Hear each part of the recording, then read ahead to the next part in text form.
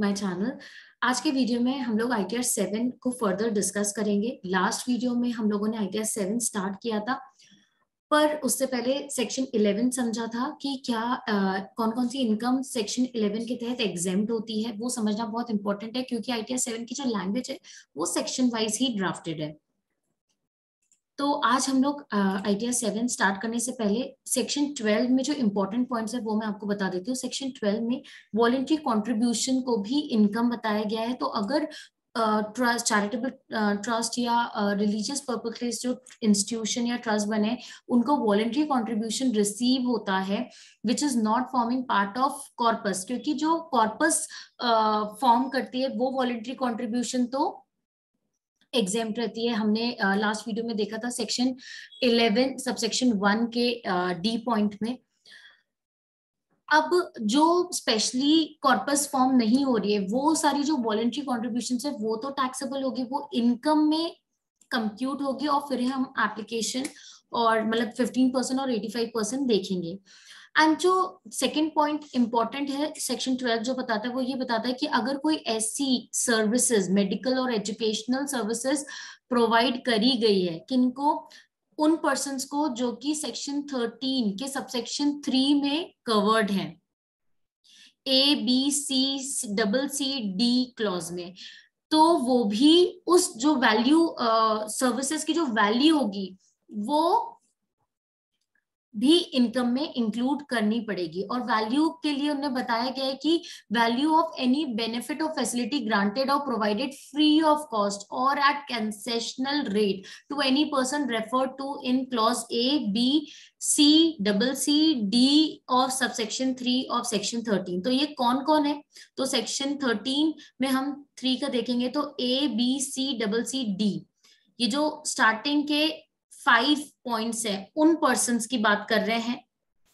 The author of the trust or the founder of the institution, any person who has made a substantial contribution to the trust or institution, that is to say any person whose total contribution up to the end of the relevant previous year exceeds 50,000 rupees, where such author, founder or person is a Hindu undivided family, a member of the family, any trust of the trust, any trustee of the trust or manager by whatever name called of the institution, any relative of any such author, founder, person, member, trustee और manager as aforesaid. तो इनमें इनको educational और medical services provide की जाती है उन trust से जो कि मेडिकल और एजुकेशनल इंस्टीट्यूशन रन कर रहे हैं, उसी पर्पस के लिए काम कर रहे हैं, तो वो भी इनकम में फॉल होगा।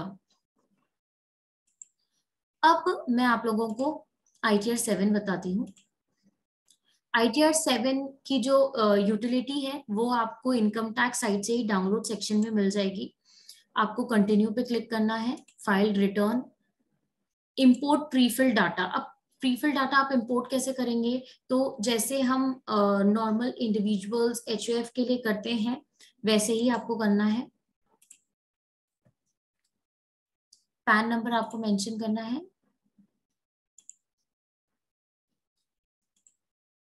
प्रीफिल्ड यूटिलिटी जो आप डाउनलोड करेंगे वो आप ऐड कर दें, एंड उसके बाद आपको ये यूटिलिटी हेल्प भी कर सकते हैं शेड्यूल सिलेक्ट करने में, और अगर आपको पता है तो आप खुद से भी सिलेक्ट कर सकते हैं।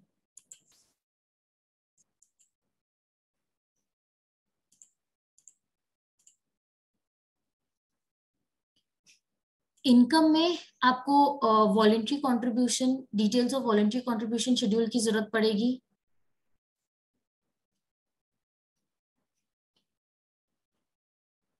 हाउस प्रॉपर्टी से रेंटल इनकम है तो आप वो बता सकते हैं। कैपिटल गेन, कुछ शेयर्स बेचे हैं ट्रस्ट ने या सेक्शन 8 कंपनी ने, तो वो आप बता सकते हैं। अदर सोर्सेज में इंटरेस्ट, डिविडेंड और एनी स्पेशल इनकम है तो आप सिलेक्ट कर सकते हैं।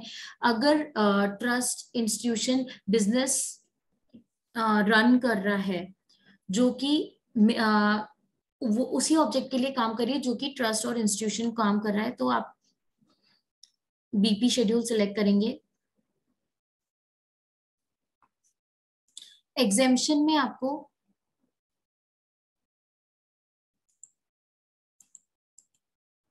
यहाँ वो सिलेक्ट नहीं करने दे रहा।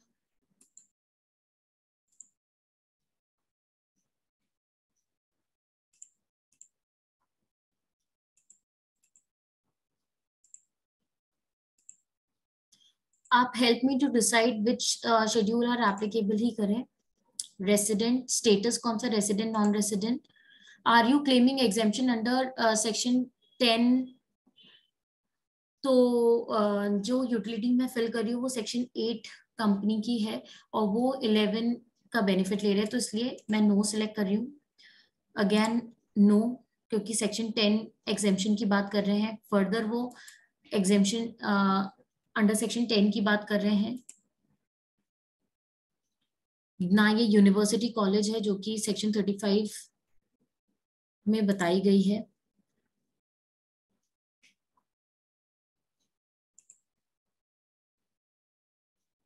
Are you filing ITR in सब status as other AOP BOI? तो ये कंपनी है इसलिए नो।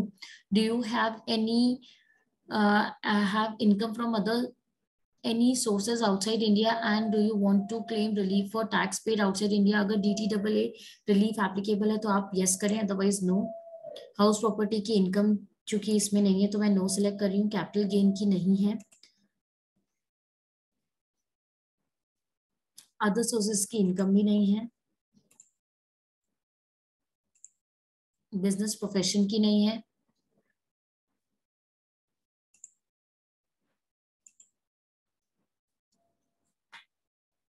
एग्जेम्प्ट इनकम नहीं है। पास थ्रू इनकम नहीं है।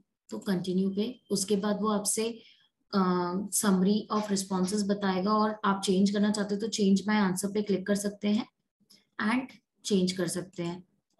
इसके बाद अगेन वो शेड्यूल पे ही लाएगा। मैंने ऐसा इसलिए किया क्योंकि ये जो लास्ट में क्वेश्चन है, do you want to fill any other applicable schedule which have been greyed off as a result of responding to the question, तो मैं यहाँ पर यस सेलेक्ट कर पाऊँ। इससे पहले जब मैंने I know which schedules are applicable पे टिक किया था तो यहाँ पर ये क्वेश्चन नहीं पूछा जा रहा था, इसलिए सारी चीजें फ्रीज थी। तो द यूटिलिटी वांट्स कि आप उन आंसर्स का उन क्वेश्चंस का आप रिस्पॉन्स करें, उसके बाद ही आप शेड्यूल तक पहुंचे।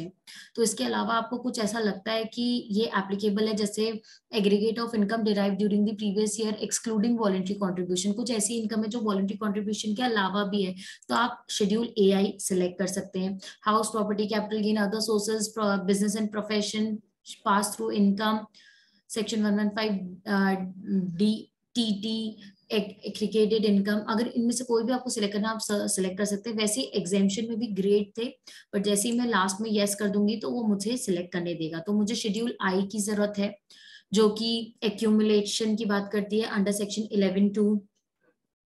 फिर शेड्यूल D की भी जरूरत है जो कि डीम्ड इनकम की बात करते हैं, clause 2 of explanation 1 to subsection 1 of section 11। ये मैंने अपने लास्ट वीडियो में कवर किया था जिसमें मैंने सेक्शन 11 को डिटेल में समझाया है, जिसका लिंक मैं वीडियो डिस्क्रिप्शन में भी दे दूंगी। उसके बाद statement showing the fund and investment as on the last day of the previous year, इसकी भी मुझे जरूरत है। शेड्यूल J की, अगर पॉलिटिकल पार्टी नहीं है तो आपको शेड्यूल LA की जरूरत नहीं है। इलेक्टोरल ट्रस्ट नहीं है तो ET की जरूरत नहीं है। अब शेड्यूल ER की आपको जरूरत होगी, क्योंकि अब हम एप्लीकेशन कहाँ पर बताएंगे। तो एप्लीकेशन के जो शेड्यूल्स है वो ER एंड EC है, revenue expenditure and capital expenditure. तो ये दोनों ही शेड्यूल आपको सिलेक्ट करना है अगर आपके पास revenue expenditure and capital expenditure है तो। इसके बाद इनकम एक्सपेंडिचर जो सेक्शन 10 का बेनिफिट ले रहे हैं और इनकम एक्सपेंडिचर बना रहे हैं तो EI1, ये सब सेक्शन 10 के लिए एप्लीकेबल है और मैं ये वीडियो में सेक्शन 11 समझा रही हूँ। इसके अलावा और आई डोंट थिंक सो कुछ एप्लीकेबल है। ये जब आपकी फॉरेन इनकम है तो FSI TR ये तब है। अगर आपकी फॉरेन इनकम है, फॉरेन एसेट है तो FA शेड्यूल तब एप्लीकेबल है। एंड आपको कंटिन्यू करना है। तो दिस इज हाउ आपका ITR 7 ओपन हो जाएगा। पार्ट 1 है जनरल, जिसमें वो स्टेटस ऑटोमेटिकली, क्योंकि प्रीफिल्ड यूटिलिटी है तो वो ऑटोमेटिकली सिलेक्ट करेगा, बट स्टेटस में आपके पास लोकल अथॉरिटी ऑप्शन है, AOP BOI है, आर्टिफिशियल जूरिडिक्शनल पर्सन है, एंड डोमेस्टिक कंपनी है। तो सेक्शन 8 कंपनी है तो इसलिए डोमेस्टिक कंपनी एप्लीकेबल है। एओपी बीओआई की बात करें तो आपको सब स्टेटस भी बताना रहता है कि ये society registered under society act है या कोई और लॉ के तहत रजिस्टर्ड है, पब्लिक चैरिटेबल ट्रस्ट है या एनी अदर एओपी बीओआई है। तो ये तीन फर्दर कहाँ पर ड्रॉप डाउन आते हैं जब आप स्टेटस एओपी बीओआई सेलेक्ट करते हैं।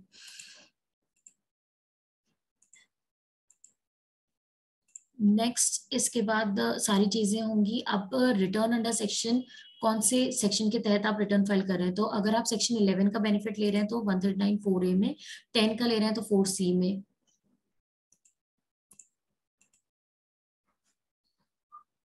फिर उसके बाद आपको project institution run by the assessee, जो भी प्रोजेक्ट रन हो रहे हैं या इंस्टीट्यूशन, उसकी डिटेल आपको बतानी है। कौन सी नेचर ऑफ एक्टिविटी से रिलेटेड है, चैरिटेबल और religious, research, news agency, professional bodies, trade union, political, electoral और अदर। तो ये सारे ऑप्शन है चैरिटेबल और रिलीजियस पर्पस के लिए। तो उसके बाद आपको फर्दर क्लासिफिकेशन बताना है। अब ये जो क्लासिफिकेशन में आपको ड्रॉप डाउन दिखेंगे ना, ये एग्जैक्टली सेक्शन 2 सब सेक्शन 15 में जो चैरिटेबल पर्पस की डेफिनेशन है उसमें जो लिम्स बताए गए हैं, 6 लिम्स, वो ही है। Relief of the poor, education, medical relief, preservation of environment, preservation of monuments, objective of general public utility, religious, yoga and all. तो एजुकेशन से रिलेटेड है तो इसलिए मैंने एजुकेशन, और फर्दर कोई भी आपके प्रोजेक्ट्स हैं तो आप सारे बता सकते हैं। Detail of registration, provisional registration और approval under income tax act. Income tax act में आपके जैसे 80G है, 12A है, तो आपको यहाँ पर वो सारे रजिस्ट्रेशन डिटेल बतानी है। दर्पण में अगर रजिस्टर्ड है तो आपको वो डिटेल्स यहाँ पर बतानी है। फाइलिंग स्टेटस वगैरह में कौन से सेक्शन के तहत, तो अभी ड्यू डेट से पहले इसलिए 139(1) residential status, whether any income included in total income for which claim under section 90, अगर DTAA की आप रिलीफ क्लेम कर रहे हैं तो ही आप यहाँ पर यस करें, otherwise no. Details of representative SSC, representative SSC अगर रिटर्न फाइल कर रहे हैं तो आप उनकी डिटेल बताएं, otherwise no. Detail of firm, whether you are a partner, की ट्रस्ट किसी फर्म में पार्टनर हो तो भी आपको ये डिटेल बतानी है। Details of unlisted equity shares अगर होल्ड करके रखे हैं तो आपको उसकी डिटेल बतानी है। उसके बाद बैंक डिटेल्स है। ये अभी एरर आ रहा है, there is a mismatch of registration section selected in field section under which registered, provisionally registered or approved, notified, and section selected in field section under which exemption is claimed। ये error बता रहा है but this is not the error, ये prefilled utility के कारण है।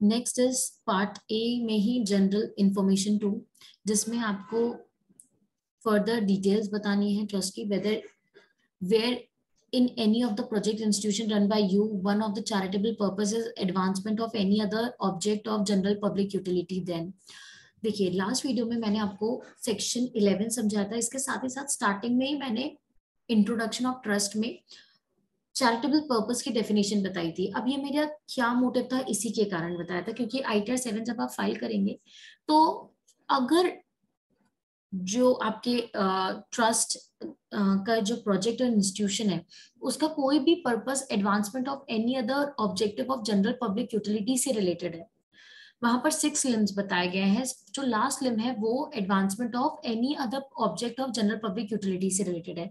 बाकी जो 5 लिम्स है वो स्पेसिफिक है, like education, relief to poor and all. और लास्ट लिम के लिए ही एक कंडीशन है, अगर प्रोजेक्ट इंस्टीट्यूशन आपके ट्रेड, कॉमर्स या बिजनेस से रिलेटेड है, मतलब आप प्रॉफिट अर्न करते हैं, तो लिमिट बताई गई है advancement of any other object of general public utility के लिए, कि वो जो बिजनेस आप रन कर रहे हैं या ट्रेड कॉमर्स से कमा रहे हैं वो 20% ऑफ द टोटल रिसीट को एक्सीड नहीं करना चाहिए। तो अगर ऐसा कोई ऑब्जेक्ट आप मतलब जो आपके प्रोजेक्ट हैं, ट्रस्ट के, कंपनी के कोई प्रोजेक्ट है जो जनरल पब्लिक यूटिलिटी से रिलेटेड है, तो उस केस में ये क्वेश्चन आया है। तो अगर है तो आप जैसे यस पे क्लिक करेंगे तो फर्दर वो पूछेंगे whether there is any activity in the nature of trade, commerce और business refer to in proviso to section 2 subsection 15। ये मैंने अपने लास्ट वीडियो में इसलिए समझाया था कि आपको यहाँ समझ आ पाए कि why they are putting this question, क्योंकि उन्हें लिमिट रखी है 20% से एक्सीड नहीं होना चाहिए। 20% से एक्सीड होगा, फॉर एग्जांपल 25% होगा, तो आप जब प्रोसेसिंग होगी तो जरूर स्क्रूटनी में आएगा, या इनकम टैक्स को पता चल जाएगा कि आपने एक्सीड किया है। एंड उसके बाद जैसे आप यस करते हैं तो if yes then percentage of receipt from such activity wise total receipt, क्योंकि टोटल रिसीट जो भी ट्रस्ट की होगी इंक्लूडिंग ट्रेड कॉमर्स और बिजनेस की, उसमें से ट्रेड कॉमर्स बिजनेस से रिलेटेड जो भी रिसीट है उसका परसेंटेज आपको देखना है। तो अगर वो जो भी परसेंट है, फॉर एग्जांपल 15 है तो that is okay, but if it exceeds 20% then there is a question mark, क्योंकि वो नहीं हो सकता। वैसे ये ए पॉइंट है। बी ए पॉइंट में ए फर्स्ट जो पॉइंट था whether there is any activity in nature of trade commerce और बिजनेस। अब बी पॉइंट है whether there is any activity of rendering any services. ऊपर गुड्स की बात कर रहे हैं, यहाँ पर rendering of any services in relation to any trade commerce और business for any consideration as refer to in proviso to section 2 subsection 15। अगर सर्विसेज प्रोवाइड कर रहे हैं तो आपको again you have to mention the percentage. If A or B is yes, if A and B is yes, the aggregate annual receipt from such activity in respect of that institution. अब आपको ये बताना है कि उस institution का aggregate कितना है।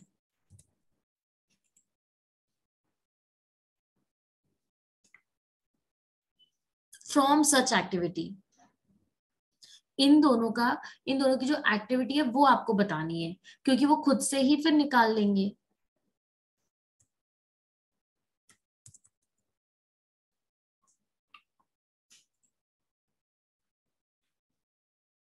Amount of aggregate annual receipt from such activity, such activity से जो एनुअल रिसीट है वो आपको बतानी है। Total receipt of the institution नहीं बताना है, जितना इन दोनों एक्टिविटी में आप परसेंटेज निकालते टाइम आपने कंप्यूट किया है अमाउंट, वो अमाउंट मेंशन करना है। ऊपर हमने परसेंटेज मेंशन किया था, अभी हमें अमाउंट मेंशन करना है। तो this is how you have to deal with A point. अगर कोई चेंजेस है तो ही बी पॉइंट लगेगा।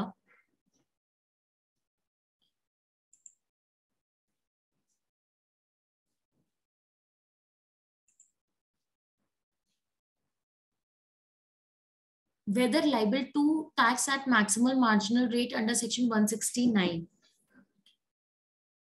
अगर कोई इनकम डिसअलाउएबल है under section 13(1)(c) and 13(1)(d), अब ये कौन सा है?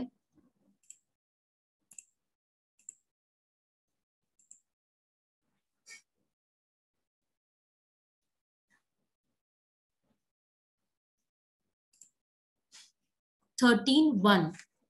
पहले तो 13 क्या कहता है? Section 11 not to apply in certain cases. Section 13 में जितने भी केसेस बताए ना उसमें सेक्शन 11 नहीं अप्लाई होगा, मतलब टैक्सेबल होगी इनकम। तो सेक्शन 13(1) का सी, in the case of trust for charitable or religious purpose or charitable or religious institution, any income thereof, if such trust or institution has been created or established after the commencement of this act and under the terms of trust or the rules governing the institution, any part of such income in your, or if any part of such income or any property of the trust or institution whenever created or established in is during the previous year used or applied directly or indirectly for the benefit of any person referred to in subsection 3। Section 13 के subsection 3 में हमने देखा कि वो person covered हैं जो कि relative माने जाते हैं ट्रस्ट के, और उनके बेनिफिट के लिए कुछ भी इनकम अप्लाई होगी उस पे सेक्शन 11 मतलब एग्जेम्पशन नहीं होगा। Such part of income as refer to in sub clause 1 and 2 provided that in the case of trust or institution created or established before the commencement of this act, the provision of subclause 2 shall not apply to any use or application whether directly or indirectly of any part of such income or any property of the trust or institution for the benefit of any person referred to in subsection 3 if such use or application is by way of compliance with mandatory terms of the trust or mandatory ruling governing the institution। तो अगर trust और institution created और establish before the commencement of the act है, तो ये जो second point है ये अप्लाई नहीं होगा। सेकंड पॉइंट क्या कह रहा था कि अगर आपने सेक्शन सबसेक्शन 3 में जो पर्सन है उसके लिए कोई इनकम अप्लाई करी है या यूज करी है, तो वो सेक्शन 11 के तहत एग्जेम्प्ट नहीं होगी। बट अगर जो ट्रस्ट या इंस्टीट्यूशन इनकम टैक्स आने के पहले स्टैब्लिश हुए हैं तो उसके लिए ये पॉइंट एप्लीकेबल नहीं होगा। अगर ये जो एप्लीकेशन हुई हैं वो कंपलसरी किसी एक्ट के तहत है, जिस एक्ट के तहत ट्रस्ट बनी है, जैसे कंपनी की बात करूं, ये सेक्शन 8 कंपनी है, तो डायरेक्टर को रेम्युनरेशन एज पर दी कंपनीज एक्ट प्रोवाइड किया गया होगा। तो फिर ये सब क्लॉज 2 अप्लाई नहीं होगा। वैसे ही डी में है, in the case of trust for charitable or religious purpose or charitable or religious institution, any income thereof, if for any period during the previous year any fund of the trust or institution are invested or deposited after 20th February 19, otherwise then in any one or more of the form or mode specified in subsection 5 or section 11,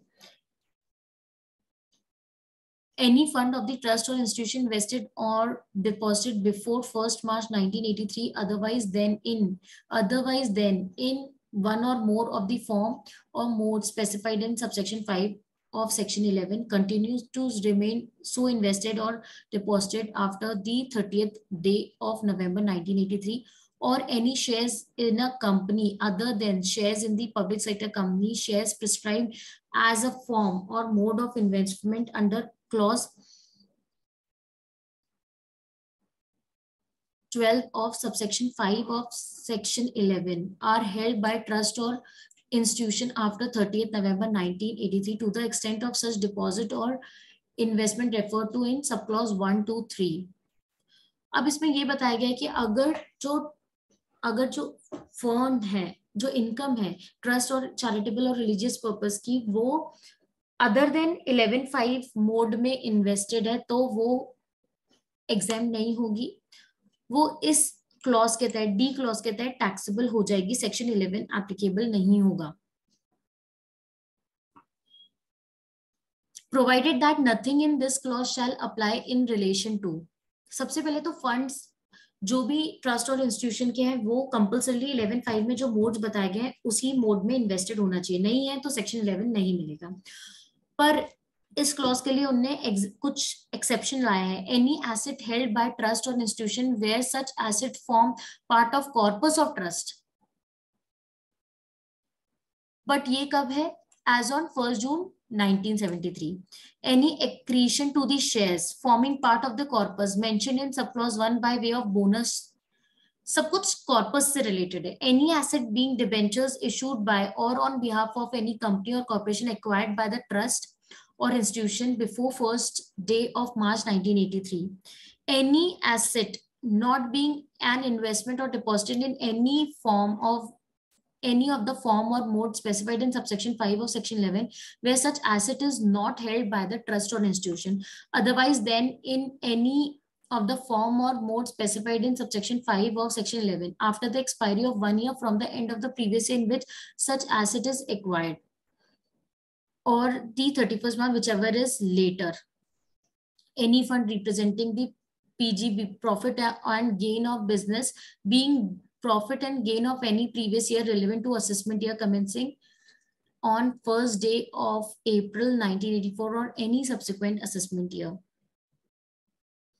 Where the trust or institution has any other income in addition to profit and gain of business, the provision of clause 3 of this provision shall not apply unless the trust or institution maintain separate books of accounts. ये तभी जो ये PGBP profit and gain वाला जो point है, PGBP वाला, ये तभी एग्जाम्प्ट होंगे जब उसके लिए सेपरेट बुक्स ऑफ अकाउंट्स बने हों।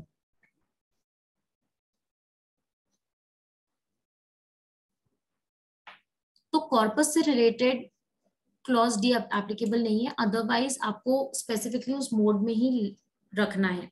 बट मैं आपको ये भी बता दूं, फ्रॉम फाइनेंशियल ईयर 21-22 कॉर्पस को भी स्पेसिफिकली इन्वेस्टेड रखना है 11(5) के मोड में। तो ये था 13, 1C एंड D। हम वापस अपने आईटीआर पे चलते हैं। तो whether liable to tax at maximum marginal rate under section 164। तो मैक्सिमम मार्जिनल रेट अगर अप्लाई होगा जब डिसअलाउंस हो, तो नहीं है तो आप नो करेंगे। Is this your first return? तो नहीं। अगर यस है तो फिर आपको यस सिलेक्ट करना है।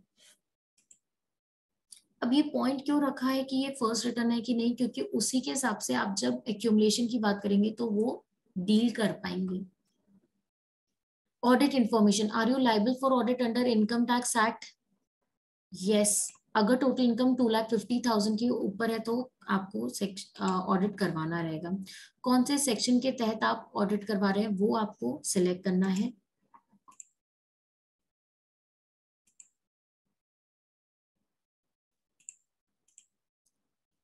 Whether the account has been audited by the accountant,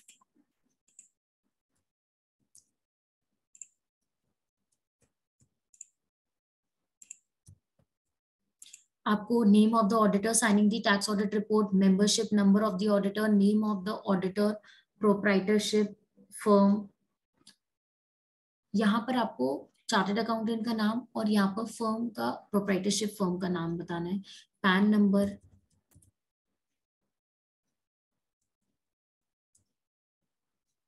date of audit report, date of furnishing audit report.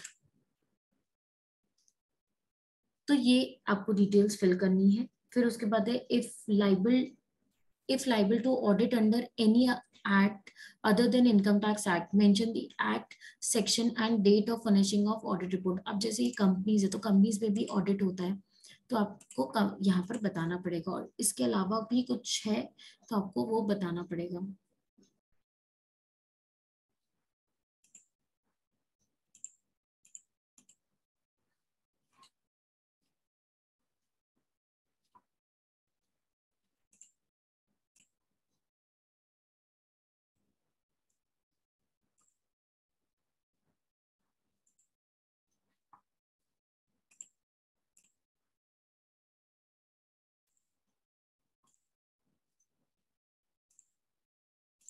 Companies act में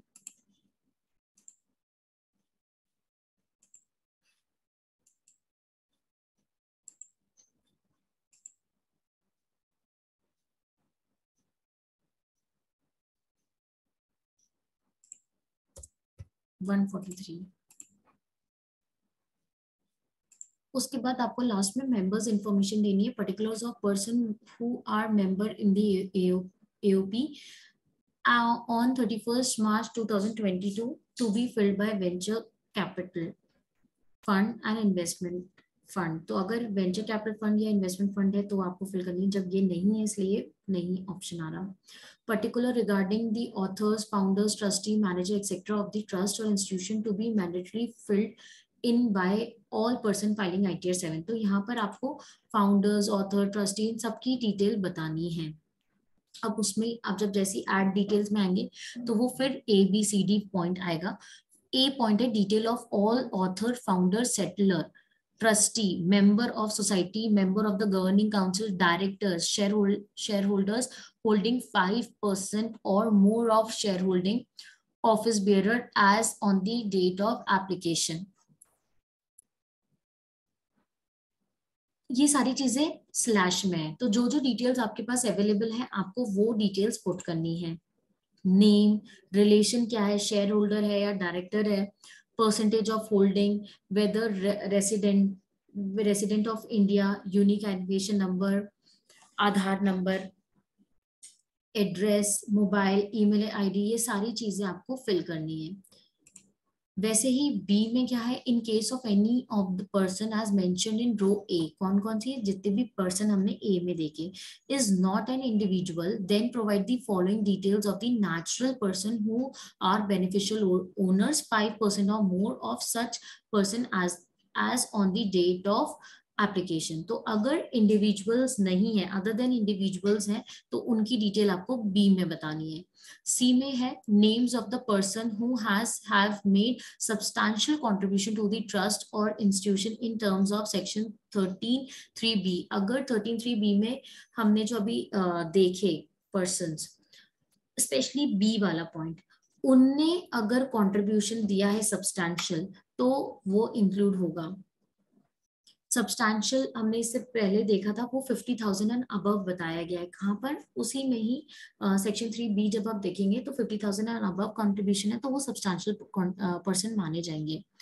डी पॉइंट में name of relative of author, founder, trustee, manager, name and substantial contributor, and where any such author, founder, trustee, manager or substantial contributor is a Hindu undivided family, also the name of the person। अगर HUF है तो आपको name of the member of the family and their relatives सब बताना पड़ेगा जिन जिनने करा है contribution।